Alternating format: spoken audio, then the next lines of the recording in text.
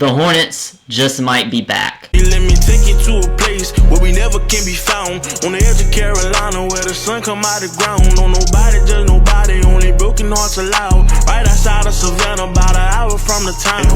Hello everyone, it's Everything Buzz City here, back again with another video.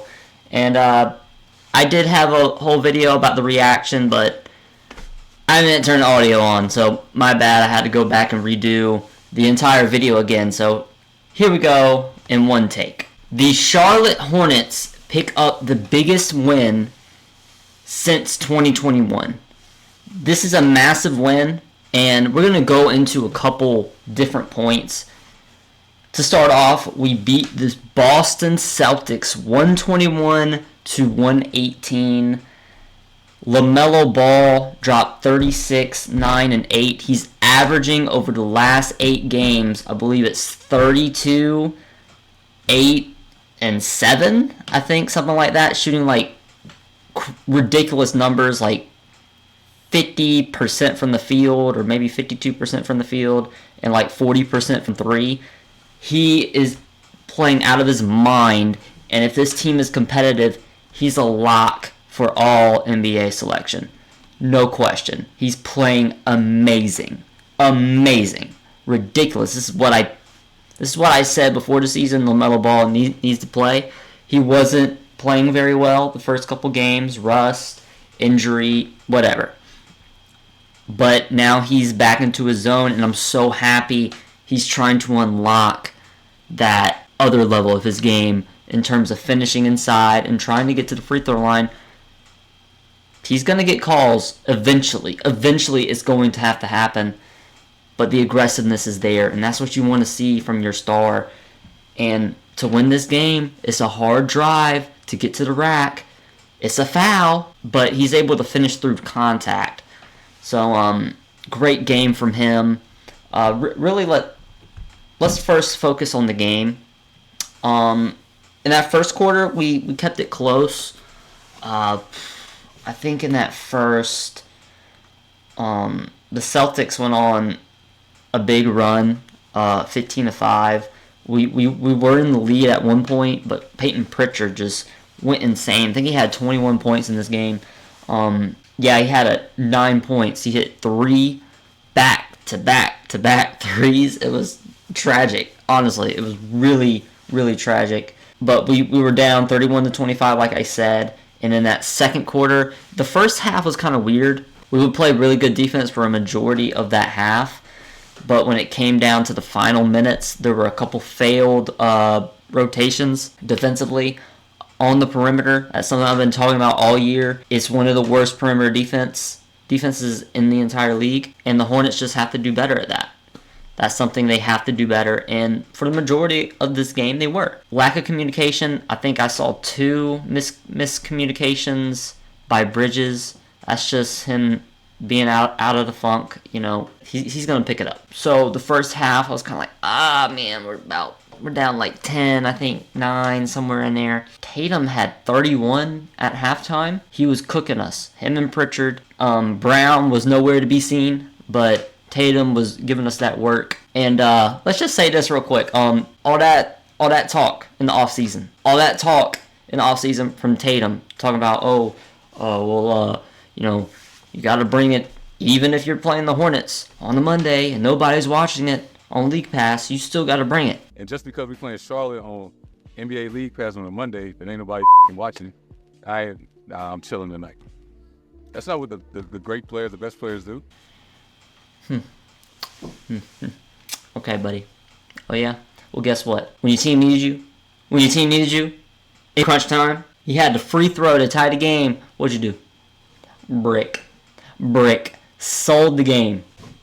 Hey, you lost to the Hornets. And I'm going to talk about what this game means. That second half performance, we outscored them 27-22, 27-21. Now, why were we able to win this game? Did things have to go right for us? Oh yeah. I'm not sitting here saying we flat out played. We were just the better team. No, there's a lot of things you can point at to say, okay, the Hornets won because of this. And number one, no Derek Brown. Okay. their best wing defender beside Drew. Al Horford had no Al, Big Al. Okay, they're coming off of a back-to-back. They shot 64% from the free throw line. They missed a ton of free throws. And they struggled from deep. But this is the blueprint of what I think the Hornets need to do to, if there's fans that saying, oh, this is a playoff team, this is your ticket. This is what you need to say, oh, well, look at the Hornets versus the Celtics. This is why they could possibly be a playoff team. And we're going to run down a couple things here. So the perimeter defense has to get better. But number one, last time I checked, we were 8th offensive rating in the league and 30th in defensive rating. Once we get healthy and Mark Williams gets more consistent as he gets more games starting, this was a great game from him. And we're going to talk about him in a minute. But our defense is not going to be worse in the league forever, okay? That I expect that to be a mid-pack, top 20 at least defense in the league. Like, there's no reason we should be worse. So once we get that and you keep a top 10 offense, I mean, now we're kind of, I'm starting to see it. I'm starting to be like, okay, now this team can start to win. Beating the Boston Celtics is huge. We haven't done that.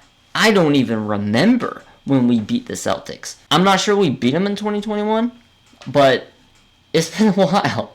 We haven't been able to beat these good teams, and now this opens up the door for that stretch where you have a 6, 7, 8 game streak of playing really damn good teams. Now I'm like, okay, maybe we can get a win. Maybe we can win 2 of those 6. Win 3 of those. Go 500 over that stretch. I don't know, but we dominated them on the glass 57-48. This is something we've been struggling all season, is rebounding, because it's really only one guy, and it's Mark Williams, and Mark Williams isn't no guy that's going to go get the ball, right? He's more of a team rebounder, I guess, but when he puts his mind to it, oh yeah, there's no one who can stop Mark Williams when he puts his mind to it. But the big thing is P.J. Washington isn't a big-time rebounder, and I think Miles Bridges is going to astronomically impact this team on both ends just because he does things better than P.J. Washington. It just is what it is. 15 rebounds. Like, he's going to help Mark Williams out so much. He's going to get you 7, 8 rebounds a game. PJ was doing like 4 or 5, and that's just not his game. Like, I remember earlier in the season, he had a box out, the ball falls to the ground, and he's expecting someone else to go get it. Luckily, Teo grabbed it, but those are moments where you have to get the ball. And I remember playing, and where I would box out, try to keep my man out of it, and I just wouldn't go get the ball. And that repeatedly became a problem with my coach. Hey, grab the ball. Be aggressive. Get the ball. And, there's just a sense of, hey, I'm depending on my other guys to go get it. But Miles is like, nah, we're going to do it. He had a 14, 15, and 5, played 44 minutes. Whew, my God. That's a long time. Huge 3 at the end of the game. I might add it in. I don't know. Okay, here's the Charlotte Hornets, baby. Here we go. Game on the line. LaMelo Ball with the ball. Ooh, that sounded kind of nice, didn't it? Here we go. Okay, screen. What are we doing here? Bridges?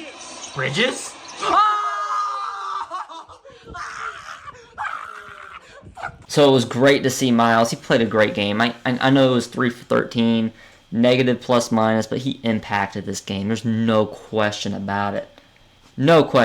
So great performance from him. We'll go back to Mark Williams real quick. 18 points, 16 rebounds, and 3 blocks in this ball game. Had the largest plus minus with 33. He also picked up 8 offensive rebounds, man. 8 and 8. 8 offensive, 8 defensive. This is the Mark Williams. When I look at him and I say, what can Mark Williams be? This is perfect. This is exactly what I envisioned. The thing is, can you do this consistently? Can you not have the high highs and the low lows? That's what it means to be a great starter in the NBA, or even be a starter in the NBA. You have to be consistent. You can't have high highs and low lows. You have to be a tweener. You have to have highs. You might have a couple lows, but it can't be all the way down here, all the way up here. But when he's on the court, we're such a good team. We just are. When Mark Williams is locked in, we are a team that can win a lot of games. The problem is, can he stay on the floor with his fouls? Can he stay aggressive on rebounds where he's worth playing 30 to 32 minutes? Can he get better on at least doing better on these 5-out lineups? And can you dominate your man? That's it. That's all we need from Mark. But great game. He's playing great. We have a core. I'm not even gonna cap. This team has a core in Mark Williams, Brandon Miller, LaMelo Ball, possibly Miles Bridges. We'll see what they do after this season. But anyways, as we just talked about, Brandon Miller, 9, 7, 4, 2, and 1. Plus 22 on the court. I know Gordon Hayward had a great game. Brandon Miller just impacts us so much. Really both ends. His aggressiveness, his shot wasn't really falling today, but you saw some insane plays of him he tried to catch 2 posters. 2! He tried to dunk all over a 7'4" center in Kingus Pingus. He tried to dunk all over Kingus Pingus, man. That's what I love. He's aggressive. He's attention to detail. He's unselfish. He's willing to make the right play when the team needs it. When we needed a 3 in that fourth quarter, he had an open 3 in the corner. Splash. He has a beautiful pull-up game. There's just things he does that as a rookie I'm looking at and I'm saying, bro, he needs to be in the starting lineup. I think Gordon Hayward should move to the bench. I know he had a great game today, but he has to stay healthy, right? And I don't think playing him 40 minutes... he played great. And I think in closing lineups and closing situations, yeah, throw him in there. You don't have to have Brandon Miller out there at closing minutes, but there has to be a restriction of how much he plays, especially early in the season, because we're going to need him in crunch time, midway. So I'd like to see that. We'll see what happens. That's in a couple more games. That's in like 5 more games, because Terry Rozier is still out. We don't have any timetable on that. We'll talk about. Let's go 2 more.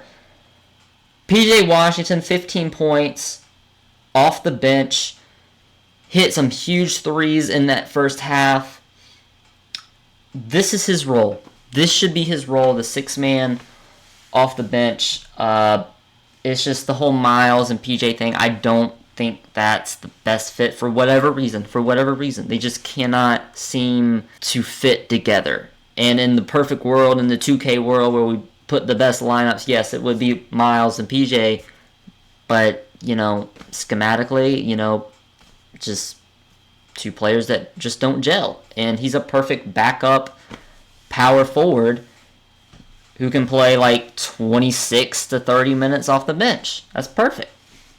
So really good game from him. Highs and lows. But that's just the type of player PJ is going to be. It just is what it is right now. But good game nonetheless. The one guy I want to talk about is Bryce McGowan's. Good God, this was awful. This was a terrible game. Just absolutely terrible. 1 for 6 from 3. They put Luke Cornett on him, and they would literally play Luke inside the paint and dared him to shoot. They would not close out on him. They would not defend him. And he just couldn't make a shot. Bryce McGowan's right now is unplayable. You cannot put him out on the basketball court. You just can't right now. Maybe he was off. I don't know. Maybe give him another game or two. Okay? Okay, I'm cool with that. Give him like 10, 12 minutes. He played 13. I think that's about the perfect form. But if he plays another game like that or two, you got to send him to the G League and you got to play Nick Smith Jr. until Rozier gets back. Now, I want to talk about the outlook of this season. What has this win done for me as a fan? Am I more optimistic? Am I the same? Am I less?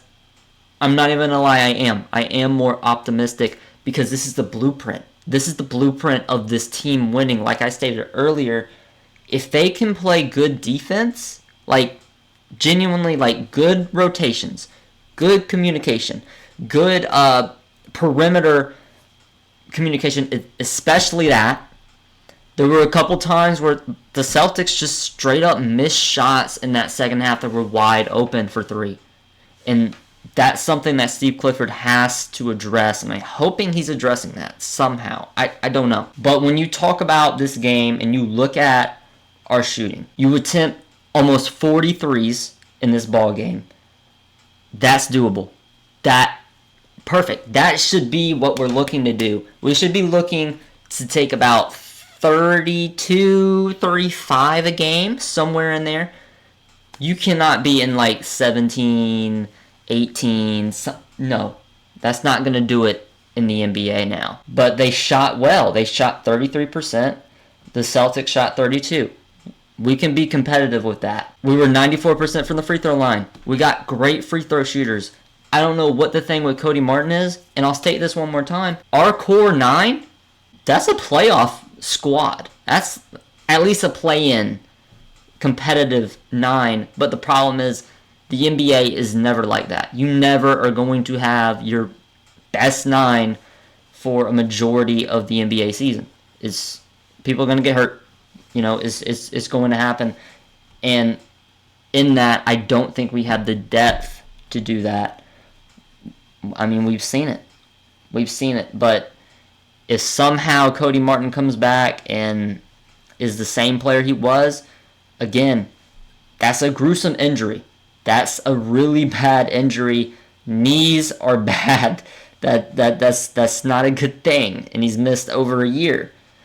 I'm not even counting last season because he played, 5 games? Shot like 25% from 3? Bro, that don't even matter, bro.